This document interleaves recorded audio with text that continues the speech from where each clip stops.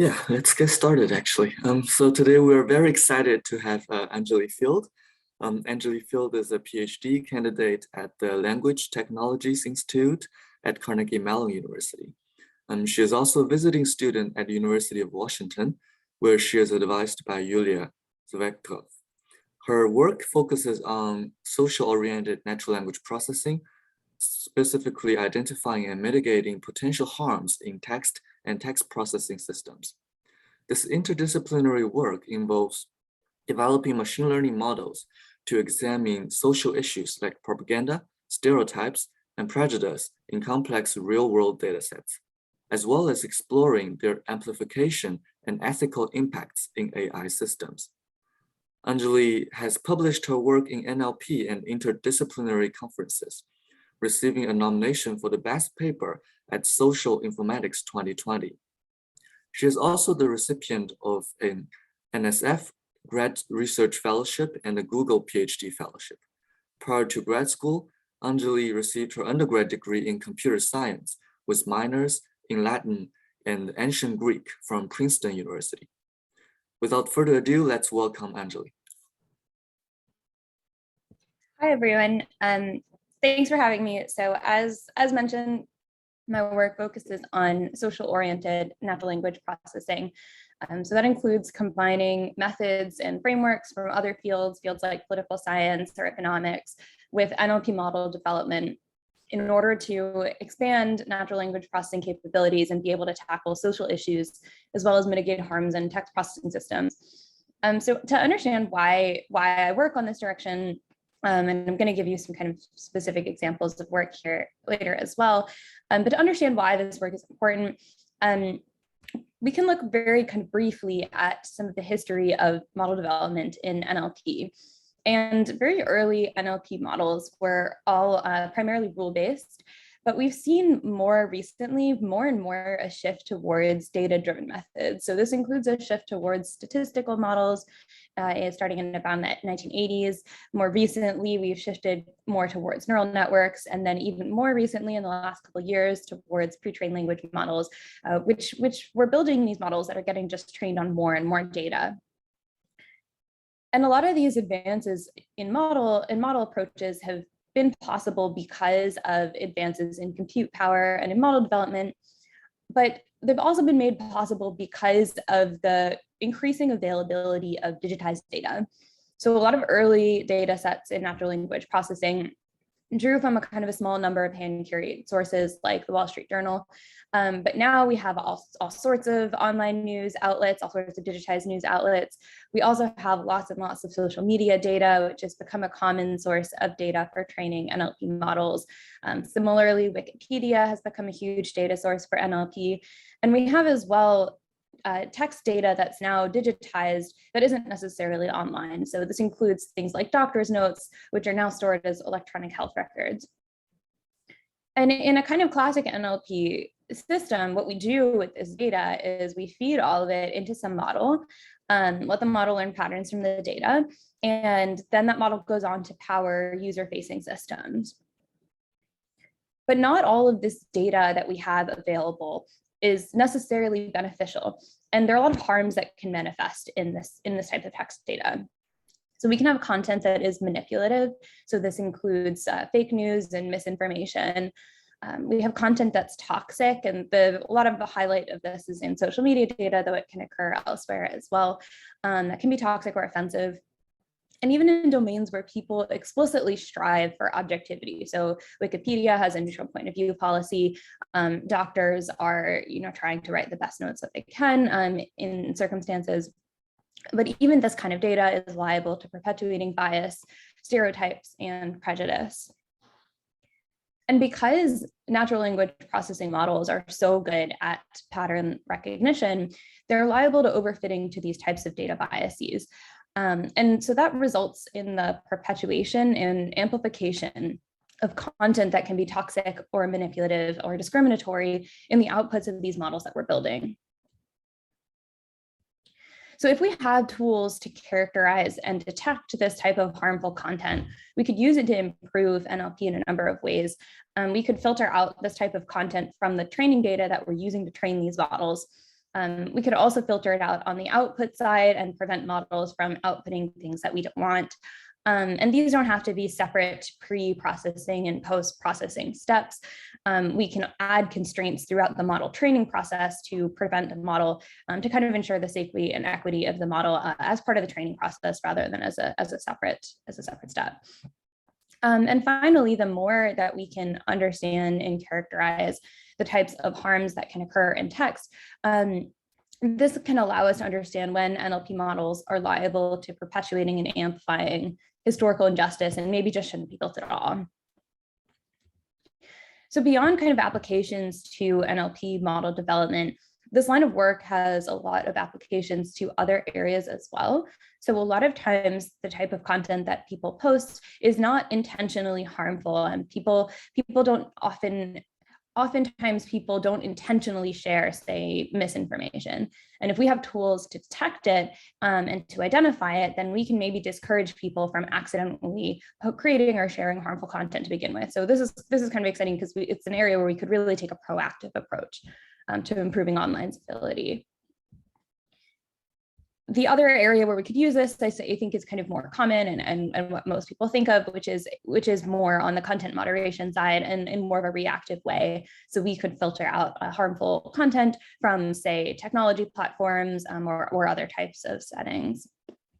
And finally, when we have the ability to characterize and understand harms in text, this goes on to inform social science research into these kinds of concepts about human behavior, which then go on to influence policy decisions. So if you follow NLP research, which I'm sure some of you do, at least some of you, if not everyone, but this probably doesn't sound super new in that there is a lot of NLP work on identifying this type of content. We have pretty standardized tasks for identifying, say, hate speech, for doing fact checking. In some of these cases, we have very standardized data sets, and we have, in some cases, classifiers that perform pretty well. And this kind of standardization of these tasks is really useful. It's what facilitates model reproducibility, and it's also what facilitates kind of model development in general. But what's getting left behind when we try to approach these tasks in very standardized ways is that there are aspects of them that are very difficult to standardize. The content that can be harmful can be very subtle and hard to capture. It often depends on social context, and so it can be very difficult to identify in isolated text samples in, sort of a lab type setting. So the type of work that I'm going to talk about today and what my work in general aims to do is to instead work in the other direction. And instead of bringing these tasks into NLP research, expand the way that we develop NLP models and tasks in order to address these broad oriented challenges. And some of what we need in order to do this is to develop models that are generalizable, whose outputs we can interpret, and whose outputs we can trust. So some of what we need here is modeling advances. But what we also need to be doing is drawing frameworks and theories from other fields. And the idea behind this is that a lot of these challenges that we're seeing aren't entirely new. Well, we're seeing them at a larger scale and in a more global context than we necessarily have before. We can still draw methods and frameworks that have existed and have been developed at a smaller scale in other fields. And finally, the other component of this that we need is to be building cross-disciplinary and cross-institutional partnerships in order to address these types of challenges. And I'll come back to this kind of at the end. So what I'm going to focus on today is two particular projects that aim at this goal of expanding the ways that we build NLP models in order to address broad social oriented tasks that depend on context and that can be hard to define. And the first one that I'm going to focus on looks at global manipulation strategies. And this task was a very highly interdisciplinary project. So I was working here with a couple of other NLP researchers, but also with an economist and with a political scientist. And our goal here was to characterize media manipulation strategies. So what do I mean by media manipulation strategies? Well, one of the ways that we can characterize news content is in terms of its factual correctness, or at least aimed factual correctness, as well as its intention to harm or manipulate. So in the top left, what I have here is kind of traditional mainstream news outlets. They are at least typically aimed to be factually correct and typically are not aiming to harm or manipulate their readers, at least in sort of comparison to other sources. And what we have down at the bottom left here is content that might be not necessarily factually correct, but it also isn't really necessarily intended to harm or manipulate. So this includes things like political satire. In the bottom right is where we see a lot of work in NLP. And this is on identifying content that can be harmful, but that's factually incorrect. So this includes work primarily on fact checking, where the goal of this work is to identify content that has some level of factual incorrectness when compared against some ground truth data. But the area that I'm focusing on today is this top right quadrant. And this includes content that is intended to harm or manipulate, that has some manipulative agenda behind it, but isn't necessarily factually incorrect. And so that makes it really, really difficult to identify because we don't really have any ground truth data in this setting. The type of strategies that we see that fall into this quadrant can be very subtle and hard to detect, but they're also extremely prevalent and can be quite harmful. And I'll give you a couple of examples of what kind of actually goes into this quadrant. So one example, a lot of you are probably familiar with the technology company Cambridge Analytica. They made quite a lot of news headlines a couple of years ago. And they were a company that was accused of harvesting Facebook data and using targeted advertising to attempt to manipulate the 2016 US presidential election, the Brexit vote in the UK, as well as several other campaigns in other countries.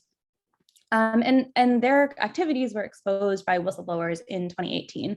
But the kind of strategy behind the Cambridge Analytica scandal was not necessarily about sharing misinformation or fake news, but it was about manipulation through targeted advertising.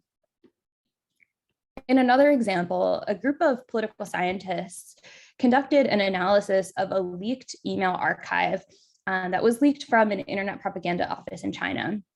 And this archive contains social media posts that were made by government employees, typically as part of their job. And so these are sort of state-sponsored social media posts.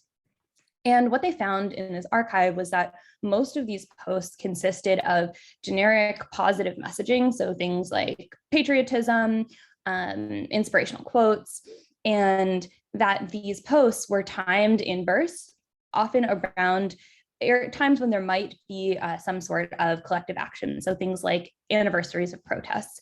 So the kind of underlying strategy that they identified in this corpus was flooding social media with positive messaging as a way of deterring collective action. And as a final example, and this is one from research done at the University of Washington by Kate Starbird and her lab, this lab did an analysis of polarizing content that was posted about the Black Lives Matter movement several years ago. And after they kind of did their initial analysis and identified content that was polarizing, they found that Twitter then released an archive of Twitter accounts that were believed to be backed by the Russian government. So run by Russian operatives. And when these researchers looked at this list of accounts released by Twitter, they realized that many of the accounts that they had identified in their original study were ones that were thought to be backed by the Russian government. So these ones that were pursuing polarizing agendas were included in this leaked archive. So we know that these kind of campaigns exist. But all of these examples that I gave you relied on some leaked ground truth data or whistleblowers to expose their underlying strategies. And we don't always have that. So given some corpus of documents that we suspect might contain manipulative content, how can we identify documents and phrases and strategies that might reflect this underlying manipulative agenda? And in order to do this, what we really want to do here is build a framework that is generalizable so that we can apply it in new domains and in new languages. And also do this in a computational way because we might be looking at kind of large volumes of data.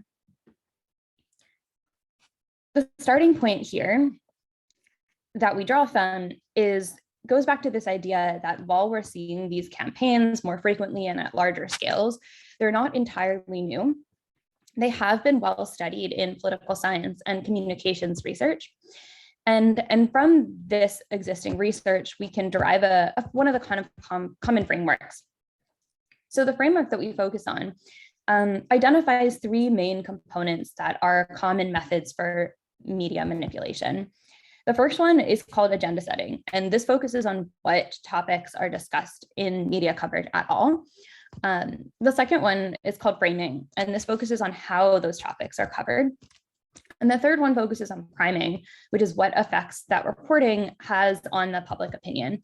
And there's a quote from a communications scholar, Robert Edman, that kind of explicitly puts these three components together and calls them as describes that they fit together as tools of power when it comes to public opinion manipulation. So in this project, we focused on a Russian newspaper outlet that's called Izvestia. And we focus on Russia because there's a lot of interest in the way that Russia has been shaping the global information environment. This has sort of become very relevant again in the last couple of weeks. And this outlet, Izvestia, like many outlets in Russia, is known to be very influenced by the Russian government. So it's not officially state-owned, but it is known to kind of be heavily influenced by the state. And so one of the kind of challenges in working with this Russian data set is that it is entirely in Russian. So it's not an area where a lot of off-the-shelf NLP technology works very well. The first part of the framework that we look at is agenda setting. And the idea behind agenda setting is that a lot of times in these types of manipulation campaigns, it's very difficult to change people's opinions, but it's a lot easier to distract them and change what they're thinking about. So from this, we can start to hypothesize when we might expect say, government influenced media to want to shape what people are thinking about. And we can hypothesize that we're going to see potentially these types of strategies occur when a country is doing poorly. And that's a time when the government is going to have an interest in distracting the public in order to deflect blame or just generally distract from kind of not beneficial domestic affairs. So what does kind of doing poorly mean? That's sort of a big term. One benchmark that we can use to understand how well a country is doing is the state of the country's economy. So that's the country's GDP and the country's stock market. And that kind of brings me to our main research question that we explore in this part, which is, do Russian news articles discuss foreign countries, particularly the US, more during economic downturns? And I'm skipping a little bit over some of the motivation here. This question kind of is motivated from existing work in communications and political science research that has identified discussion of foreign affairs as a way of distracting from domestic affairs. It's a way of creating unity in a country is to discuss negative events elsewhere. And here we focus particularly on the US because when we actually sort of look into the data, the discussion of foreign events is very dominated by news coverage of the US. So we start with if we just kind of start with raw correlations. So the state of the Russian economy in this chart here on the left, the Russian GDP is the line in red. And we compare that with how often this corpus of Russian news articles mentions the US. So that frequency of articles mentioning the US is the line in blue in the chart on the right. And we can see very visually, just immediately, that there's this strong negative correlation. When the economy is doing better, the news talks less about the US. And when the economy is doing worse, the news talks more about the US. And we can repeat these correlations if we actually compute the correlation, it's very strong and negative. And we find that at a yearly level. We also find that at a quarterly level, both against GDP data. And when we look at stock market data at a monthly level, we also find this negative correlation exists there as well. So this is kind of interesting. And this is sort of very striking, but it doesn't necessarily give us evidence of agenda setting. Because what we really want to show here is that these correlations are directed. We want to see that first a change in the economy occurs, and then there is a change in the amount of US news coverage. And so to investigate this, we use a method called Granger causality, which is drawn from economics. And the backbone behind Granger causality is a regression model. And the values that we try to predict in this regression model is the amount of news that mentions the US. So the news coverage of the US, and particularly in the current month. And what we use to try to predict this value, the percent of news that talks about the US in the current month, is two things. So first, we use the amount of news coverage from the previous month. So this assumes that there's some level of consistency in the amount that the news talks about the US. And the second variable that we incorporate is the state of the Russian economy in the previous month. And I will kind of mention that because economic news data can drift over time, we don't take the raw values, we actually take the percent change of these series in fitting this model. And when we do fit the model, what we ultimately pay attention to are the coefficients that the model assigns to these two values, to the news and the economic data. And specifically, if we can find that the coefficient that the model learns for the economic data is significantly different than 0, then we can say that there's a Granger causal effect, that this economic data is a significant predictor in the amount of news coverage in the following month. And so when we fit this model, we do see this, and we see kind of three things. So the first is that the coefficient is significantly different than 0. The second is that the coefficient is negative. So we do see that this is an inverse relationship, that first the economy does worse, and then the amount of news coverage of the US goes up. And the third thing that we can notice is that if we try to go back further than 1 month, so if we try to use data from, say, 2 months ago, we no longer find that that data is a significant predictor. So we do see some time lag here. We do see that a change in economic data precedes a change in US news coverage, but it doesn't go back very far. That effect doesn't go back further than 1 month. So this overall gives us some pretty strong evidence of agenda setting. But that doesn't really explain why this is a manipulation strategy. What are these articles actually saying about the US? And in order to explore this, we go to the second part of our framework. And the second part focuses on framing. So the key idea behind framing is it focuses on the way that topics are discussed. So it involves, given some kind of issue that's being described in an article, selecting some aspects of the issue to highlight and make more salient. And this is typically to promote a particular interpretation of the issue.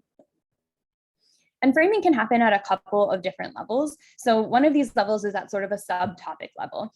So given an issue like abortion, an article could frame this issue as being about morality, as being a moral issue, or it could frame it about being about health. But we can also kind of see this at more of a word level, see framing at more of a word level. So people who support, who oppose abortion would describe themselves as pro-life. And the alternative to that would be pro-choice, but no one describes himself as anti-life or anti-choice. And in order to examine framing in our news corpus, we have a starting point that we can draw from, which is a data set of English news articles that have been annotated for 14 different policy frames. And this is called the media frames corpus. And these 14 policy frames that they're annotated with were constructed to try to be as comprehensive and generalizable as possible. So they're thought to cover the majority of frames that people may use when discussing policy issues, but they also are thought to be kind of a little bit generic and applicable to a broad range of policy issues. And this corpus consists of about 11,000 articles, so it's a pretty decent size. But one of the challenges here, I mean, this is kind of useful, like, well, this is very useful. We have existing annotated data for what we want to study, but all of this annotated data is in English, and the corpus that we want to analyze is in Russian. So how do we project these English framing annotations onto our Russian articles? We do this through a distant supervision approach that involves building lexicons out of these annotations. So what we first do is we derive lexicons from the media frames corpus using word statistics. So as an example, if we're looking at the economic frame, we might find that the word dollars is common in articles that use an economic frame. We then translate these lexicons into Russian. So in this step, we would go from the word dollars to the Russian word dollars. And then we do an expansion step here, where we take word embeddings that were trained on our target corpus, and we add words to our lexicon based on cosine embedding similarity between existing words in the translating lexicons and these embeddings, other words from our vocabulary based on the embeddings trained on our corpus. And the reason we do this is to do some adaptation to the actual kind of context that we're looking at here. So continuing with this dollars example, when we do this query expansion step, we would add, say, the Russian word for rubles, which is the currency in Russia, to our economic lexicon. And that's more relevant here in the context that we're looking at. And finally, once we've built these Russian framing lexicons, we can use them to identify document level frames in our corpus. And so when we do this, the first thing that we sort of look at is just which of these frames are the most common in US focused articles. And unsurprisingly, the first one that we see as the most common is the external regulation frame. That's not surprising at all, because any article that discusses the US at all is by definition externally focused. But some of the other frames that we see as more common in articles that mention the US than articles that don't include public sentiment, political fairness and equality, morality, as well as security and defense. And so we can go a little bit deeper here and look at more specific words and phrases that are used in these frames. So for each frame, we take articles in months directly following economic downturns and directly following economic upturns. And we compare which words are more represented in articles directly following downturns than upturns. So we're looking for words here that become less common when the economy is doing better, but then more common when the economy is doing worse. And when we do this, this shows you a couple of examples from the security and defense frame. We find words refer to things like threats to the US, so countries that are enemies to the US, North Korea. We also find references to moral failings of the US, a lot of references to the Guantanamo Bay prison. And when we look at these, look kind of more generally at all of these words that we see and read actually some of these articles that occur in these situations, we find a couple of common themes. And so one of those is general villainizing of the US. A second one is generally describing threats to the US. And the third is promoting the Russian military over the US military. So these sort of relate to these security defense frames, these morality frames, and these fairness and equality frames that we see as overrepresented in articles about the US as compared to other articles. Okay, so this is the full pipeline. We start with a large collection of documents over time. And we use some external indicators to identify cases where we see signs of agenda setting, specifically using Granger causality. We then do a more in-depth framing analysis that uses a distance supervision approach based on annotated English framing data in order to examine which frames are common in articles about the US, and particularly how the descriptions of the US changed before and after economic downturns and upturns. So what do we kind of do with this result? Like, where do we go from these projects? And we can think about the outcomes of this work in sort of two categories. So one is what is the societal effects here? And one of the main motivations in working on this type of project of looking at media manipulation strategies is that this is a way of countering them. When we publish information about propaganda strategies, this reduces their credibility of sources that use them. This also goes towards informing research in social sciences. Here political science is most relevant. And often this type of social-oriented research goes on to inform policy decisions. On kind of more of the technical side, where do we see relevance of this work in NLP? And one of the main ones here relates to NLP ethics work. There is a lot of work that has shown the way that NLP models can absorb and amplify these types of biases in data. But if we don't have ways to actually kind of characterize those harms, we really don't know what we're looking for when we look at things like might recommendation systems or search engines be amplifying problematic content. There's also kind of broadly, this work involves developing NLP tasks and methods for identifying subtle connotations. And it's led to a number of follow-up work on detecting and analyzing specifically agenda setting and framing, as well as other types of subtle connotations in text.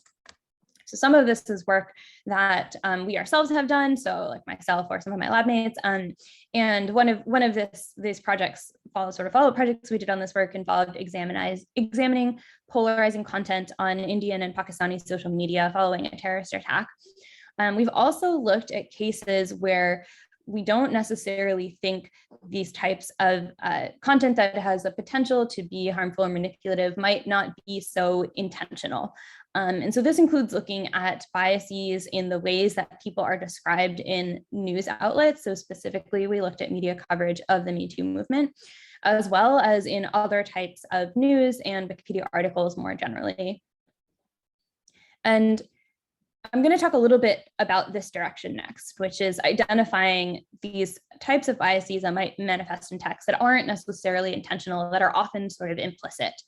But while these works focus on a narrative domain, they focus mostly on news and articles. What I'm going to focus on is a conversation domain. And when I first started thinking about this domain, it's very clear kind of very quickly that the types of methods that we build in a news and narrative domain don't really work here. But there is overlap in goals, and that we're trying to identify subtle concepts that are hard to detect. But the social context in a conversation domain is very different. Still, the reason that it's important to work on a conversation domain is because that's where a lot of harms in text can manifest. So I'll give you a couple examples. And this is a post that's drawn from one of our data sets. It was a social media post, a Facebook post made by a news person. And this news person wrote a kind of generic comment about what tonight's news would focus on. And one of the comments that she got in reply to this post was, "I like Bob, but you're hot, so kick his butt." Now, this isn't the most offensive content on the internet, not kind of by a long way. It probably wouldn't violate, say, Facebook or Twitter's terms of service, but it is objectifying and unsolicited. And repeated exposures to these types of comments is demoralizing. It's the kind of thing that deters women from using social media or from running for public office, becoming public figures, because they don't want to be exposed to this type of content. There's other circumstances as well where it's sort of very clear that this type of content could be very inappropriate. When we see implicitly gendered comments in workplace settings on things like hiring decisions or admissions decisions, these can be very problematic. And to tie back to this NLP model focus, these aren't comments that we would ever want a chatbot to say.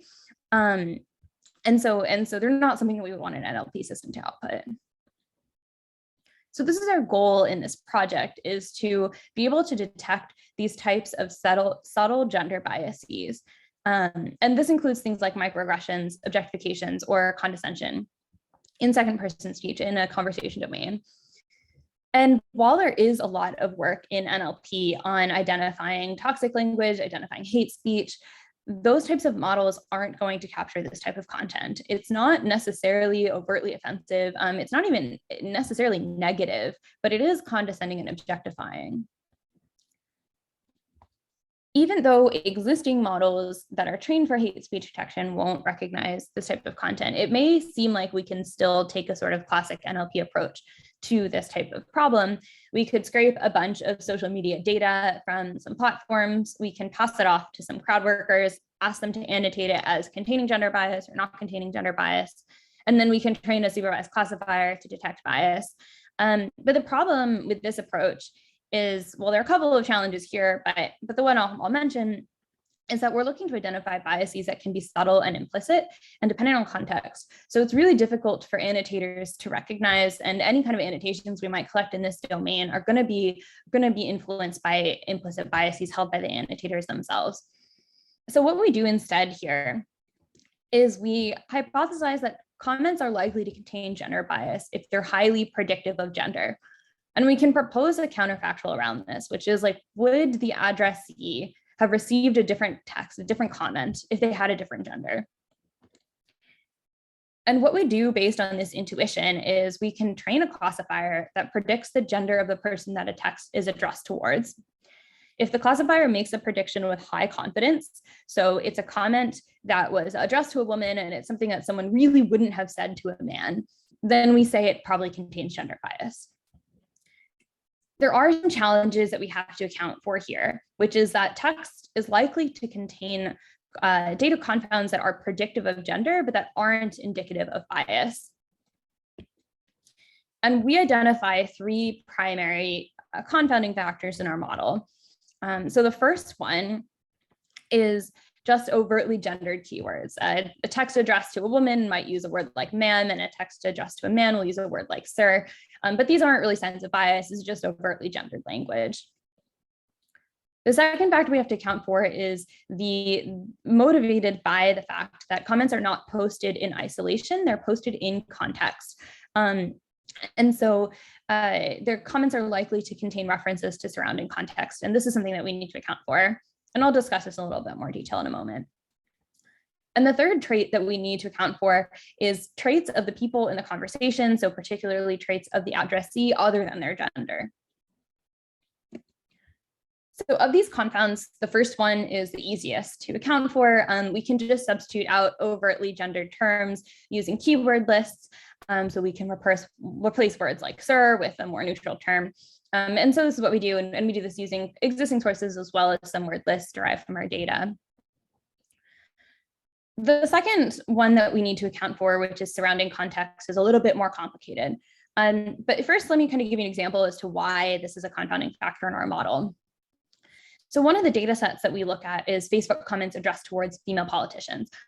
So we have a post that was made by a female politician, and we're looking to identify gender bias in comments replying to that post. And comments replying to that post are likely to contain references to the topics that were discussed in the original post. It's how conversation works. But when we look at this data, what we can see is that there are some topics that female politicians post about more often than male politicians. So that means those topics are reflected more often in the comments replying to female politicians. So one example of this is Title IX regulations. And when we look broadly at the data, instead of just showing you one cherry-picked example, if we look at words that are overrepresented in posts made by female politicians as compared to male politicians, we find that female politicians mention, for example, sexual assault more.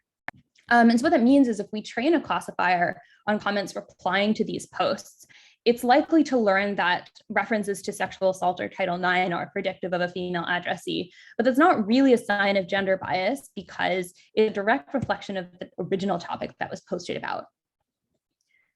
So the way that we reduce the effect of this confounding factor on our model is through a method called propensity matching.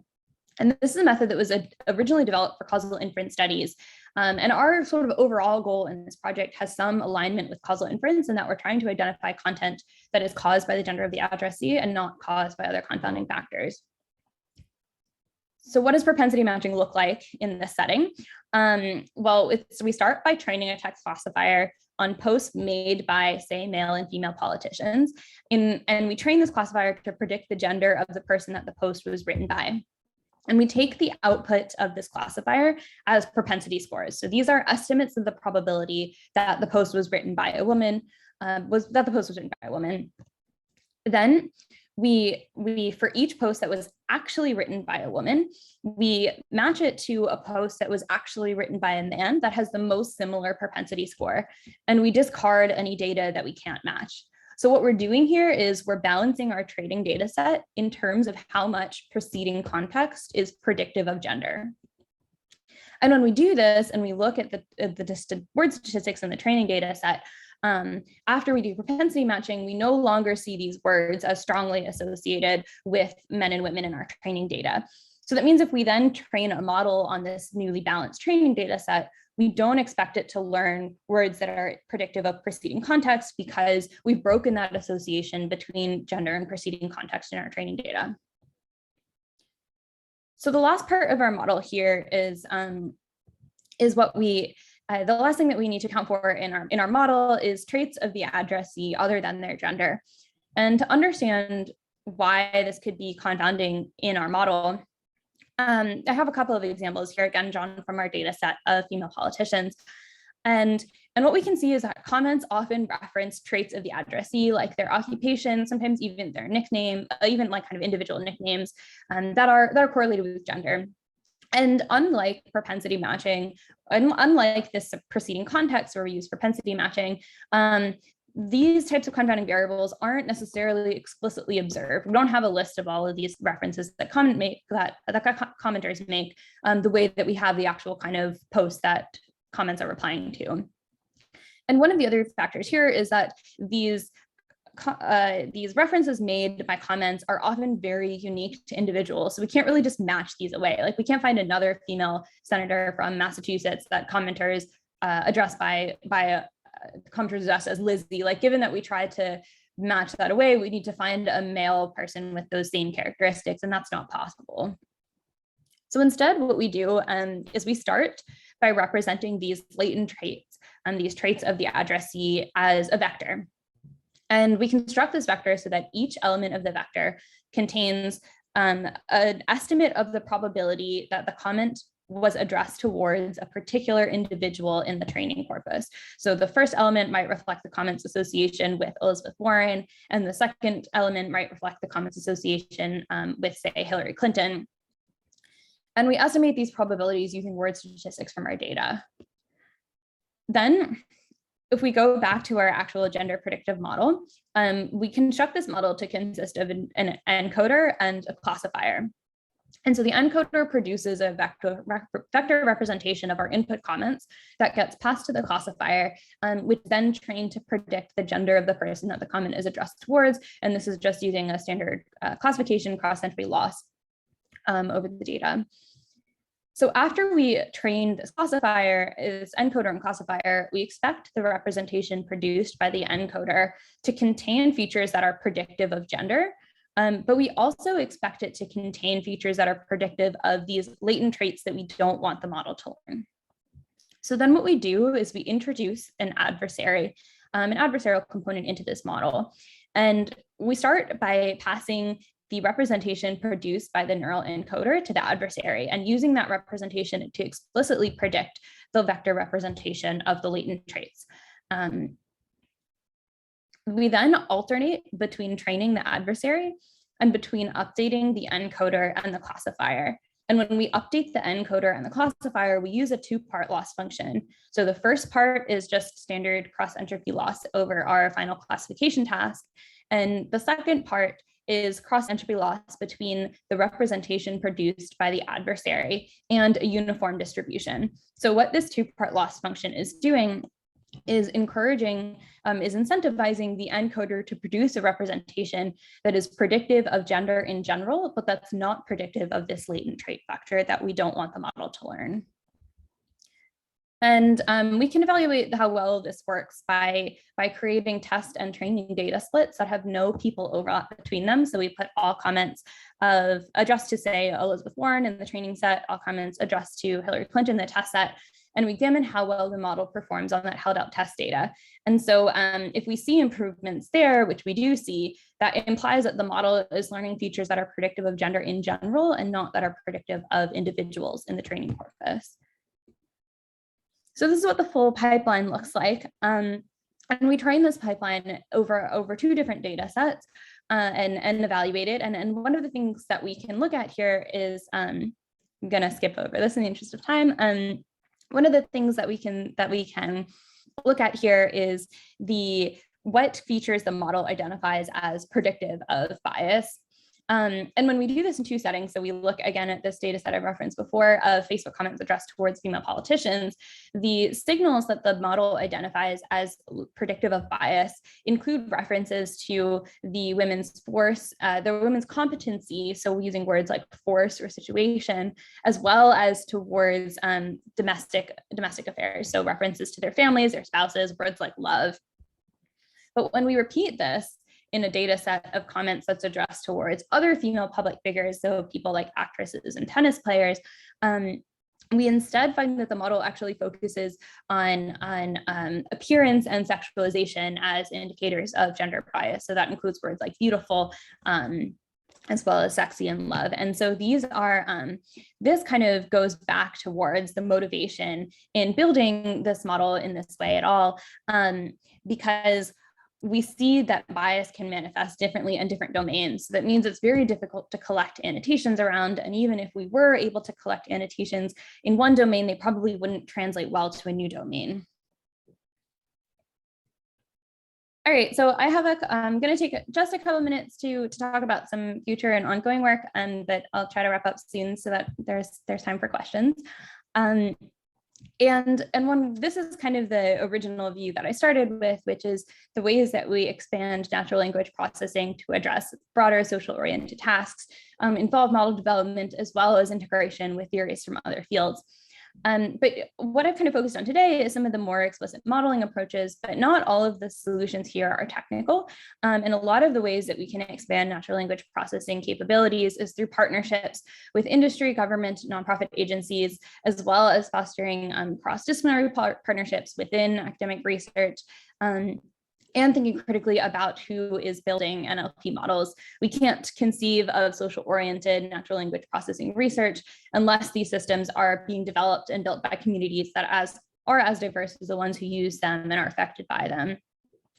I won't talk too much about cross-disciplinary collaboration, since I've already given you some examples of some of the ways that we've been working with political scientists and economists and drawing frameworks from those fields. But I want to give just kind of a couple examples of some of the partnerships with industry and government that we've been working on. And a lot of the kind of motivation behind this is that as in the NLP research area, we're often very far removed from the end users who are actually using the products that we build. So we want to understand what are the actual core problems in natural language processing in these types of domains. We need to be working with people who are closer to those domains. So one of the organizations that I've been working with for the last year is the Department of Human Services in Allegheny County, which is the county where Carnegie Mellon is located. And specifically, we're working with their Child, Youth, and Families Office on examining the risks and benefits of using natural language processing over case notes they have associated with child welfare cases. And this has raised kind of a lot of sort of fundamental questions in natural language processing as well, and changed sort of the way that I think about what we want in deployed NLP systems. I think on the research side, we often focus a lot on things like aggregated fairness metrics, model calibration, but when we're actually really like on the ground and talking with caseworkers, it matters so much about, in a setting like child welfare, every individual prediction of model matters so much, not just like the aggregate metric. So this has led our work to focus a lot on identifying biases in text data that could be amplified and perpetuated by these models and sort of any kind of individual prediction. There's a lot of scope there for developing methods that are kind of capable of doing this. There's also a lot of need as well for developing models that focus on fairness and interpretability in general. And this is something that is kind of a big priority for the county, that these models are not useful at all to caseworkers if they can't trust them or interpret what they're doing. And again, and in this setting as well, we need to be continually critical of whether or not it makes sense to be building automated tools in this kind of a high stakes domain at all. Similarly, I've also been working with an organization called Data for Black Lives, which is a nonprofit organization, and we're specifically focusing on examining tweets about the Black Lives Matter movement.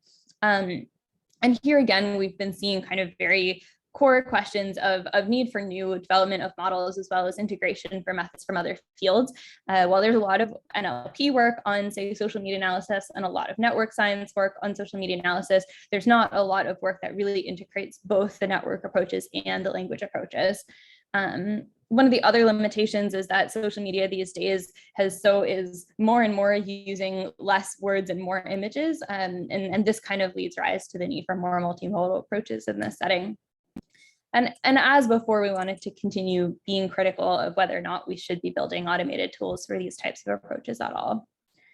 And the final domain where I'm pretty excited about is research on Wikipedia. And that's because of two reasons. So Wikipedia is a huge data source for NLP. There's so many tasks that draw data from Wikipedia. But it's also an area that has a really active editor community. So when we find things like social biasing is in newspaper articles, no one's going to go back and rewrite those articles, but editors really will go and fix Wikipedia articles. And this has happened before when researchers have identified content gaps or signs of bias on the platform. And so this has been in collaboration with researchers at the Wikimedia Foundation.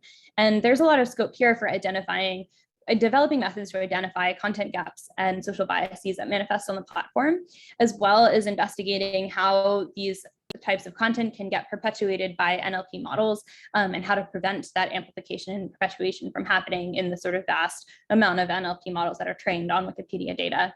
And finally, continuing to be critical about when we should and shouldn't be building automated approaches. And the last thing that I'll kind of briefly mention is that if we want to build social-oriented natural language processing methods, we need to be conscious of who's building these models, and work towards eliminating historical barriers that have excluded people from STEM and academia. Okay, and I will stop there. I'll end by thanking the people who helped with these projects, as well as the agencies that funded them. And I would be happy to take any questions.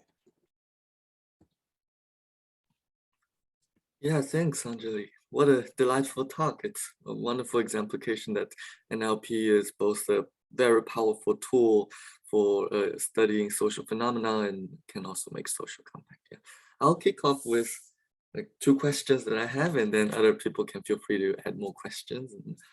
So one question I had is, I understand that the fields like economics or political science, they're still using statistical models usually, studying the correlations among variables and identifying confounding variables like you showed. I'm just wondering, what role will the deep learning models, the contextualized language models, for example, play in these problems that the other fields care about? Yeah, I mean, I think these fields have a lot of text data. And so there's definitely a lot of scope for NLP work in general. I think though there's some kind of challenges. So there's a couple of methods from NLP in particular that have become really popular in particularly political science research. So that is first, topic modeling has been very popular and is still, even though in NLP, like kind of no one really works on it anymore. The other is word embeddings, and this is sort of a newer shift, which is training models that like taking something like word2vec and training it on a corpus of and looking at the embeddings that are learned, and how are words used similarly. I think that the commonality between these approaches that you see is that they are unsupervised, and I think that this is what you get a lot in the political science side. Is a lot of times you start with some like really interesting corpus where you think might have useful trends, but you don't have annotated data, and it's not, you know, you're often looking in pretty domain specific settings. So you can't just kind of like pull data that's annotated elsewhere, but you also don't want to build new annotated data for every corpus. So there's a lot more sort of like open-ended exploratory analysis. So I think like very recently in the last year, started to see some people trying to figure out like what is the usefulness of something like BERT in a political science setting. Like, can you use this for some kind of unsupervised open-ended analysis? And there's like a couple of people who've done some kind of pretty interesting things. But I think that that's like really the scope where you see a lot of these methods being more useful in sort of social-oriented research is approaches that are unsupervised and allow for like open-ended exploratory analysis. Yeah, it's very helpful. Thanks a lot. I see Netter has a question. Hi, great talk. One of the things that came to mind while you were discussing the approach for the predicting gender as a way to determine bias was that some of the language could, without context, belong to, could be targeted towards people of any gender. So for example, the one "I like Bob, but you're hot." It could be that, people who are attractive or celebrities might get this more frequently than it being purely about I guess, one gender versus the other, even though maybe people do have a higher prevalence of, such language towards women as opposed to men. Is there any way to try to account for that propensity? I know that the latent factors, maybe one of them could turn out to be, an indication of celebrity, but you're already looking at people who are in the, spotlight on Twitter. So is there other ways to try to account for that? Yeah, I mean, I think in some sense, that's what we're aiming to capture is content that isn't necessarily like overtly gendered, that isn't necessarily like very obviously overtly gendered, that it might be difficult if you just kind of hand off a comment to someone in some isolated incident, they might not think that it's biased. But it is like, this is where I think this type of language can become problematic, is because it might not be obvious to say someone in an isolated context, but like someone who's receiving these types of comments over and over again does feel the effects of them. And I think there's some examples of this. So one of the kind of common examples of this in a workplace setting is when women are perceived, like women in positions of power are often described as like bossy or aggressive. And that's not, it doesn't sound gendered, right? Like you could describe men as aggressive too, but they usually aren't. And when that term is applied to women, it has a more negative connotation. And this is something that like, one of the kind of things that inspired this project was this friend of mine who was telling me that at her company, they have, when they do performance reviews, they have someone whose job it is to just sit in the room and flag language like this. That's like, you can't say aggressive if you're talking about women in performance review. Like that is you might not think it's biased, but like this is actually a sign of gender bias that people have shown is like hurts women's careers. Yeah, so I mean, I think that like, we don't really try to control for that because it's something that we want to capture. Thank you. Yeah, follow up with one question. So how do you choose which media or which data to study? I think earlier in your talk, you mentioned some media are factual, but tend to be manipulative. How do you decide that the media is manipulative? Isn't that a conclusion of the study, or do you assume it beforehand? Yeah, so we do start with so in this particular project, we started with a newspaper that's known to be influenced by the Russian government. So it's like pretty, if you like talk to people from Russia, most of them will recognize this outlet as one that like contains a lot of government propaganda. So we are kind of starting with corpora, where we expect to see some manipulation strategy. It's sort of a question of identifying what those strategies are, how prevalent they are, when they occur. Because, right, if you just start with like a totally random corpus, you don't necessarily expect there to be a manipulative agenda. So we are sort of a little bit relying on some initial hypotheses. It's kind of similar in the other project that I mentioned. We were looking at tweets from Indian and Pakistani politicians. Like during that time period, there were a lot of journal articles written about politicians pursuing polarizing agendas. And so we kind of went back to try to do a more systemic analysis of, do we actually see this happening in sort of at scale in a way that might be coordinated, as opposed to just like one-off anecdotes. Yeah, so I think some of it starts with people have observed some of these things in, say, in specific incidents, or, we'll have one or two examples, and it's kind of a question of, can we actually see this, and that this is perhaps occurring in a coordinated way. Yeah, I mean, you could try to start from like a totally random newspaper corpus, but yeah, I think it'd be hard, and you might not. You probably, like what you would be looking for potentially is different. You might be more expecting to look for something that's probably would not be making the assumption that there's some intentional manipulation happening if you're starting with like the New York Times or something.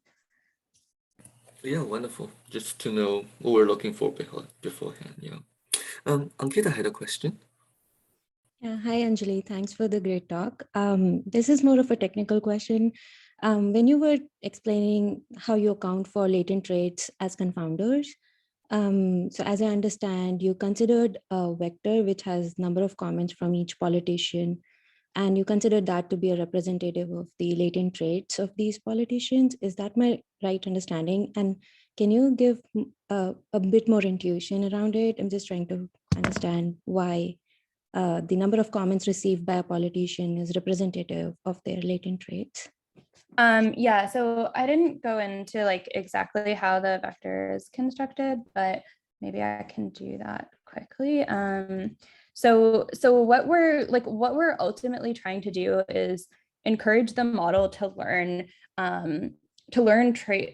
features that are predictive of gender in general and not features that are predictive of the individuals in the training data. So what we're trying to demote is the extent to which words are reflective of specific individuals in the training data. And this is to demote things like nicknames or like references to nationality or states and things like that. So the way this vector is constructed is each element reflects a comment's association with a specific individual in the training data. And the way that we calculate that association, so it's like a probability estimate, an estimate of the probability that the comment is addressed towards, say, Hillary Clinton or addressed towards Elizabeth Warren, and that's based on the product between the total number of comments in the data set addressed towards that individual, as well as the associations between words in the comment and the individuals in the training corpus. That's what the second term, like the product across words in the comment, is here on the bottom right. And the way we calculate that is by computing like word statistics. So we specifically use this method called log odds with the Dirichlet prior that computes the association between words in our vocabulary and each individual. So what we would expect is in the case of like, say, Elizabeth Warren, if the comment contains the word Lizzie, our estimate of the association of the word Lizzie and Elizabeth Warren is going to be high. And so this like second term here is going to be high if the comment contains the word Lizzie in it. So it's not just the number of comments addressed towards individuals, it's based on the associations of the words in that specific comment. So it's an estimate of how much like the entire comment is associated with individuals. So this vector is unique for each comment in the data set because it's based on the words in the comment. I see. Yeah, thanks for the explanation. Yeah, we're a bit over time, but anyone has any last questions? Yeah, if not, we can all unmute ourselves and give Anjalie a round of applause, and thanks again for the great talk. Okay, thank you. Thank you for having me, and thanks for listening, everyone.